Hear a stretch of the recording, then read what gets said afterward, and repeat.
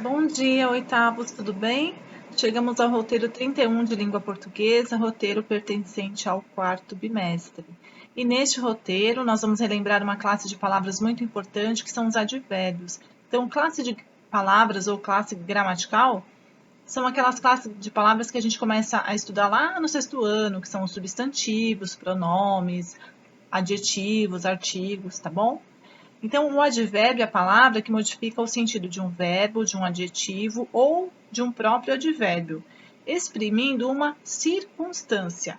Então, algumas vezes o advérbio é representado por duas ou mais palavras, e aí, nesse caso, ele recebe o nome de locução adverbial. Veja alguns exemplos de locuções adverbiais: à direita, de manhã, de maneira alguma, em vão.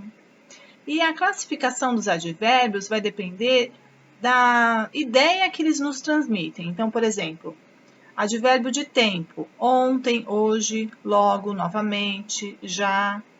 De lugar: aqui, ali, além, perto, dentro, cá, lá. De modo: bem, mal, alegremente, depressa. Afirmação: sim, certamente, realmente. De negação: não, tampouco, ou de intensidade: muito, pouco, mais, tanto. Esses aí são só alguns dos exemplos de advérbios, tá bom? Aí o roteiro nos traz uma tirinha cheia de advérbios. Vamos ler juntos? Então, mãe, eu e o Júnior estávamos brincando de esconde-esconde e ele se escondeu tão bem que não consigo encontrá-lo. Cedo ou tarde ele aparece. Mas, mãe, acho que ele se escondeu bem longe. Realmente ele é bom nisso. Você não está entendendo, mãe. Ele entrou na lata de lixo hoje cedo. Então você sabe onde ele está. Mas não sei para onde o lixeiro leva a lata de lixo. Vamos à interpretação dessa tirinha? 1. O que causa humor na tirinha é o fato de Júnior ter se escondido na lata de lixo, dos irmãos estarem brincando de esconde-esconde, do lixeiro ter levado a lata de lixo ou da mãe ter certeza que Júnior ia aparecer. O que deixa a tirinha engraçada? 2. Na frase cedo ou tarde ele aparece, as palavras destacadas são ideia de. Então, cedo e tarde, que são as duas palavrinhas destacadas, elas dão ideia de tempo, de lugar, de modo ou de intensidade. 3. Na frase, e ele se escondeu tão bem que não consigo encontrá-lo. O advérbio destacado indica lugar, intensidade, modo ou tempo. 4. Na frase, mas mãe, acho que ele se escondeu bem longe. O advérbio destacado indica a circunstância de. Então, o advérbio é a palavrinha longe. Longe indica tempo, lugar, modo ou intensidade. E a quinta questão: qual é o advérbio de intensidade encontrado no primeiro quadrinho? É o advérbio tão, cedo, não ou bem. Então, quando ela fala, né? Mãe, eu e o Júnior estávamos brincando de esconde-esconde e ele se escondeu tão bem que não consigo encontrá-lo. E a mãe responde: cedo ou tarde ele aparece. Então, tem alguns advérbios aí dentro desses dois balões. Mas qual advérbio dá a intensidade? Pense um pouquinho, tá fácil, tá? A gente usa advérbio o tempo inteiro para se comunicar. Vocês usam também.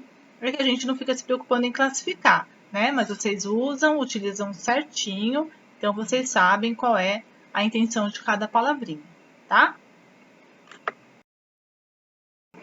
Produção de texto. No roteiro desta semana, vamos produzir um conto popular. Para isso, é importante conhecer algumas características desse gênero textual. É uma narrativa curta em que não há muitas personagens. Há um conflito que modifica a situação inicial da história. No final, esse conflito é resolvido. O conflito, situação que provoca o desenvolvimento da história, em geral significa um desafio para as personagens. O narrador pode participar da história como personagem, e aí nós teremos uma narrativa em primeira pessoa, onde o narrador é chamado de narrador-personagem, ou contar os fatos, que nós chamamos de narrativa em terceira pessoa, e o narrador é o narrador observador. tá? Então, lembrem que a narrativa ela vai ter, então, esse conflito inicial. No caso, a lenda também tinha, a lenda também é uma narrativa, esse gênero textual que nós vimos na semana passada, né?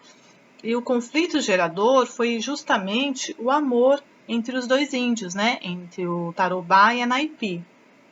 Então, a narrativa, o conto vai seguir a mesma coisa, vai ter uma situação inicial e aí um conflito, esse conflito vai provocar um desenvolvimento da história, o ponto mais alto que é o clímax, e depois vai se encaminhando para uma solução, para um final, né?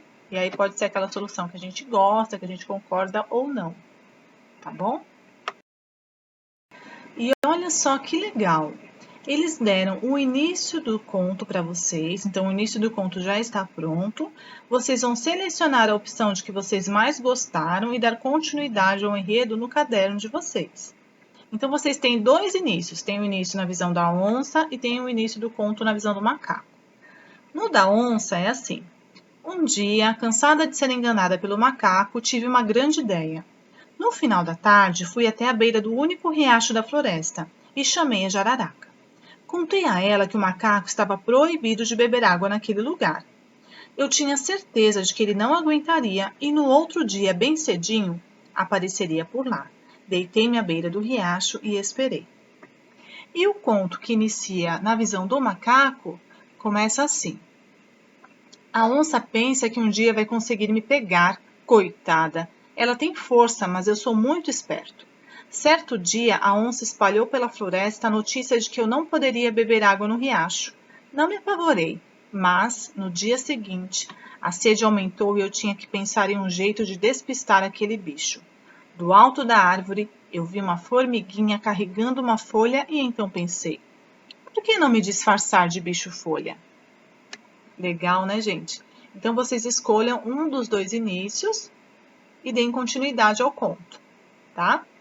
Atenção! Organize a história em parágrafos. Então, vocês podem perceber que o início do conto ele está bem bonitinho. Ele tem parágrafos, né? Que é parágrafo, espaço, a letra maiúscula. Utilize os sinais de pontuação nas frases. Eles também estão bem pontuados, tem vírgula, tem ponto final, tem ponto de exclamação, tem 2 pontos, tem ponto de interrogação, não é mesmo? Empregue marcadores temporais para dar sequência aos acontecimentos. Então, vocês podem observar que no da onça, por exemplo, tem lá um dia, depois no final da tarde, certo? No do macaco também, certo dia, do alto da árvore. Então, são os marcadores de tempo, tem marcadores de espaço também. E dê um título ao seu texto. Então, ali, onde está a onça e o macaco, não são os títulos, tá bom? Então, a onça é a visão da onça, é a personagem, no caso aí, né, narrador-personagem, e do macaco também. Então, depois que vocês escolherem e derem seguimento a essa história, né, desenvolverem a história e darem um final que vocês acharem legal, não esqueçam de dar um título, dar um nome para o texto de vocês, tá bom? Não esqueçam de rever o vídeo explicativo, tirar as dúvidas através do nosso plantão, que pode ser pelo WhatsApp, pode ser por e-mail. Deixem os roteiros em dia, tá bom? Se cuidem, estudem direitinho. Daqui a pouquinho a gente vai se falando, tá bom? Beijos, fiquem com Deus. Até daqui a pouco.